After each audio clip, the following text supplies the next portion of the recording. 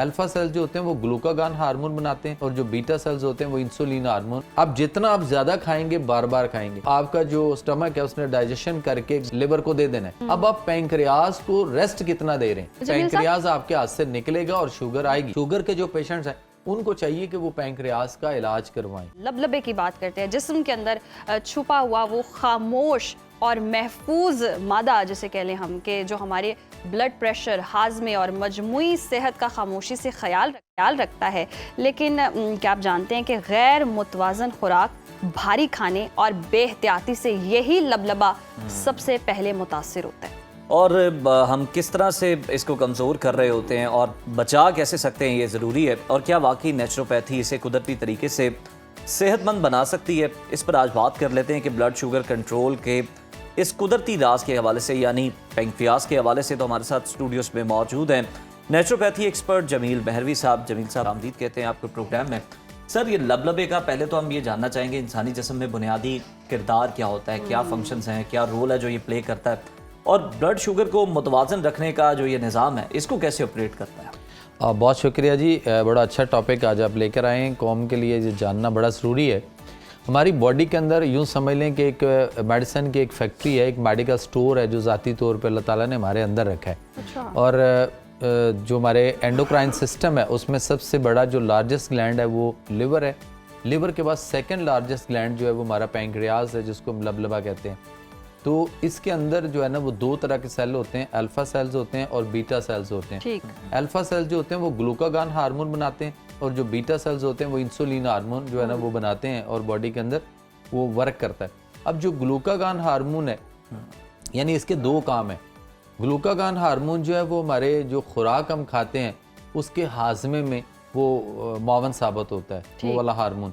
और जो insulin hormone है वो हमारे शुगर को, जो भी मिठास, हमारे ग्लूकोज, जो कुछ भी हम खाते हैं, कड़वी चीजें भी खाएं या जो भी खाएं, वो सारी की सारी ग्लूकोज में कन्वर्ट होनी है। और वो कन्वर्ट होके ग्लूकोज ही हमारे ब्लड में जाता है, जो कि हमें एनर्जी प्रोवाइड करता है, हमारा ईंधन है, हमारा फ्यूल है। ठीक। और जैसे ही वो ब्लड में शामिल होता है या होने जा रहा होता है, तो जितना ग्लूकोज प्रोड्यूस होता है उतना ही लबलबा जो है उसको इंसुलिन जो है वहां से साथ ही देनी है और मिक्स अप कर देनी है। अब होता ये है कि हम इस लबलबे का कैसे खराब कर रहे हैं, इसको कैसे, इसका बिगाड़ इसमें कैसे पैदा हो रहा है। हम हर वक्त खाते रहते हैं, ओवर ईटिंग करते हैं, बसियारखोरी करते हैं, और फिर जब जो मिल गया वो हमने छोड़ना कोई नहीं, माफी कोई नहीं है। घर से खा के निकले हैं, किसी के ऑफिस में पहुंचे हैं, वहां एक के मिले या दूसरे कमरे में जाना है, इधर से खाया, उधर, उधर से आगे, और जहां कोई भी नहीं पूछ रहा होता ना, जहां कोई नहीं पूछ रहा होता, तो वहां हम बड़े आराम से एक जुमला बोलते हैं, भाई ना कल गल तो वो बड़े या फिर हर बात में रोटी नहीं खिलाते, अच्छा जी आ जाए, वो भी कहता है आ जाए भाई। हम वहाँ भी हाथ बढ़ा देते हैं। हम ये नहीं देखते कि हमारे स्टमक में गुंजाइश है, नहीं है, खाना यहाँ तक आया हुआ था, हमने कितना भर लिया हुआ है। शादी ब्याह, गमी, खुश गमियों में देख लें कि हालात इस तरह के लोग वहां पे इस तरह खाते हैं। हालांकि गमी के अंदर जब आपके ये पोजीशन होती है तो आप स्ट्रेस में होते हैं, और उस स्ट्रेस में या उस टेंशन में तो खाना खाना ही नहीं चाहिए, बिल्कुल नहीं खाना चाहिए। वो दौर बहुत अच्छा था जब किसी के यहाँ कोई डेथ होती थी तो 3 दिन 5 दिन उनके घर में लोग चूल्हा नहीं जलने देते, हफ्ता एक ऐसे ही गुजर जाता था। आए हुए गेस्ट जो लोग होते थे वो अपने अपने घर वापस जाते थे, और जो दूर से आए हुए जिनका रहना मजबूरी होता था वो मोहल्ले वाले जो है उनको अपने अपने घरों में अकोमोडेट करते थे और उनके घर में चूल्हा नहीं जलने देते थे। अब ये होगी पोजीशन के जी, वो अभी डेड बॉडी पड़ी होती है तो पहले ही हो जाए कि खाने का इंतजाम कर लें, क्या पकाना है, क्या हो, नहीं ये चनों वाले चावल तो नहीं, ये तो हमारा स्टेटस ही नहीं है, इसमें तो वो चिकन होना चाहिए। यानी इस तरह हम ओवर ईटिंग, अब जितना आप ज्यादा खाएंगे, बार बार खाएंगे, इधर से हम इनटेक कर रहे हैं तो आपका जो स्टमक है उसने डाइजेशन करके ग्लूकोज को बनाने के लिए लिवर को दे देना है। जिगर में जब खुराक गई उसने मेटाबोलाइज करके ग्लूकोज में कन्वर्ट कर देनी। अब आप पैंक्रियाज को रेस्ट कितना दे रहे हैं? अगर उस पे बार बार, इधर से आप बार बार इनटेक कर रहे हैं, उधर उसको बार बार इंसुलिन बनाना पड़ रही है, एक वक्त आएगा वो हेड्सअप कर जाएगा, वो कहेगा ये पड़ी भाई नहीं बना सकता, कहाँ से बनानी है उसने खुद से बनानी है। इधर से रोकेंगे तो कुछ उसको भी रेस्ट मिलेगी। तो जमील साहब, कौन सी ऐसी ग़िज़ाएं हैं जो हम खा रहे हैं जो बहुत ज्यादा डैमेज कर रही हैं कि बराह रास्त उनका असर सिर्फ पैंक्रियाज पे? हमें बैक टू नेचर होना पड़ेगा। जैसे अभी आपकी एक वो डॉक्यूमेंट्री और बड़ा अच्छा वो चल रहा था कि उसमें साइकिलिंग और वो साइकिलिंग, चीज़ें जी, जी। ये जब तक हम साइकिल पे रहे, जब तक हम साइकिल पे स्कूल जाया करते थे, जब तक हम साइकिल के मुकाबले किया करते थे, रेसें होती थी, रेसेस। उस वक्त हम बहुत हेल्दी थे। डाकिया इस पे बहुत अच्छा था जी। बनिस्बत इसके कि उसको मोटरसाइकिल दे दी तो वो भी वो सारी इस तरह की पोजीशन। सो बहरहाल हमें इस वक्त जो हमारे यहाँ मैदे का इस्तेमाल है वो बहुत ज़्यादा ख़तरनाक हो चुका हुआ है। अच्छा। मैदे को बैन करना चाहिए। मैदे के उन सोर्स को जहाँ जहाँ से मैदा की प्रोडक्शन हो रही है, अगर उसको गवर्नमेंट बंद करे तो फिर ये जितनी मैदे की आइटम्स है ये सारी की सारी ऑटोमेटिकली ख़त्म हो जाएंगी और बेशुमार मसाइल हमारे क्लियर हो सकते हैं। जो कि वल हब्बु जुल अस्फ़ व रेहान, वल हब्बो का मैंने और भूसा वाला अनाज, तो भूसा वाला अनाज लेना जिसमें फाइबर होना चाहिए। जिस अनाज में फाइबर ही नहीं है तो उसको हम खा के तो फिर हमने अपने बर्डन ही डालना है। इसके बाद हम इसी से आप देख लीजिए कि इस मैदे से नान इसी से आगाज आज हुआ कई लोगों का। कोई लोग आज पूड़ियाँ खा रहे हैं या खा चुके होंगे, कुछ लोगों ने आज डबल रोटी ली है या लेने वाले होंगे, फिर बेकरी आइटम्स और सारा कुछ जो भी है वो सारा इससे रिलेटेड है।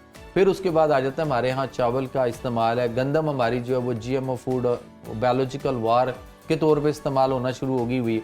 तो उसके बाद बसियार खोरी सबसे ज़्यादा है कि हम बहुत ज़्यादा ओवर ईटिंग करते हैं, बार बार खाते हैं। 2 दफ़ा खाने का हुक्म है। रमज़ान आपको 1 महीना हर साल प्रैक्टिकली करवाने के लिए आता है कि फोगाट से कि यार के सुबह सैरी करो और शाम को अफ्तारी करो, सारा दिन में फाका से रहो। डे फास्टिंग सेंटर्स मैंने अमेरिका में देखे हैं और मुख्तलिफ मुल्कों में देखे हैं बने हुए हैं, जहाँ पे पेशेंट्स को रखा जाता है।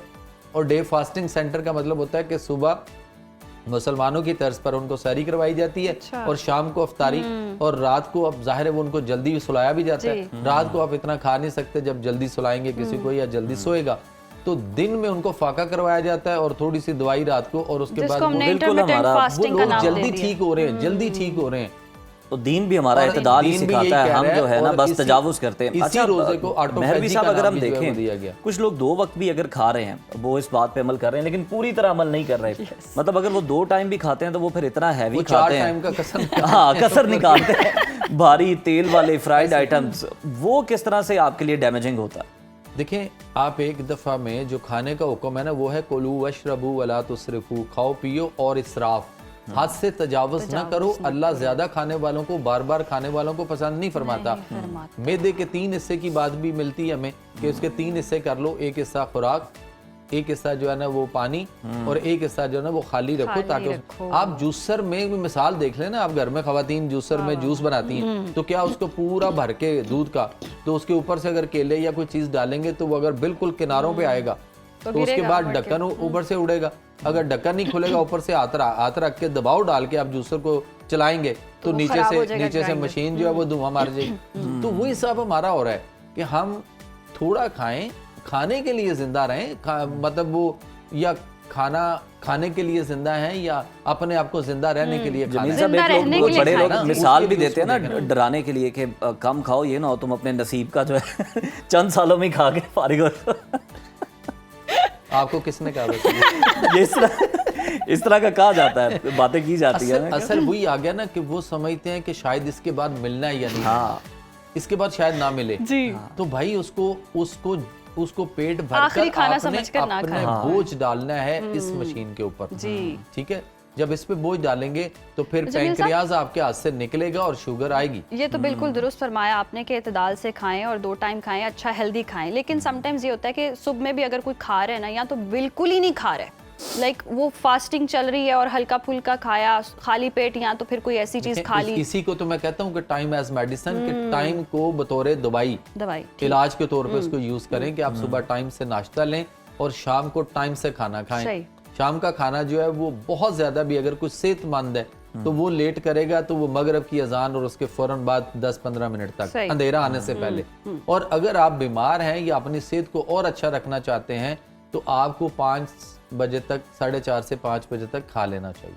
और सुबह अर्ली नाश्ता जो है ना उसको देखना चाहिए। अगर आप तंदुरुस्त हैं, अगर आप बीमार हैं या आप शुगर पेशेंट हैं तो फिर आपको 9:30 से 10 बजे के दरमियान जो है जागते ही लेट नाइट तक हैं वो किस तरह से मगरिब से पहले खा लें? उन्हें तो फिर कोई ना कोई तलब होगी सर। उनको घर वालों को चाहिए कि सुबह 5, 5:30, 6 बजे तक नमाज के वक्त या उससे उस वाले तक या बहुत भी कोई लेट हो तो इस टाइम तक उसके ऊपर पानी फेंक के उसको उठा दें और उसके बाद उसको किसी काम में बिजी करें, सारा दिन उसको सोने ना दें। देखें फिर 2 दिन 3 दिन में उसका टाइम सर्कल चेंज होता जी। और टाइम ऐसा चेंज होगा कि शाम को वो मगरिब के बाद ईशा शायद पढ़े ना पढ़े, उससे पहले सो चुका होगा।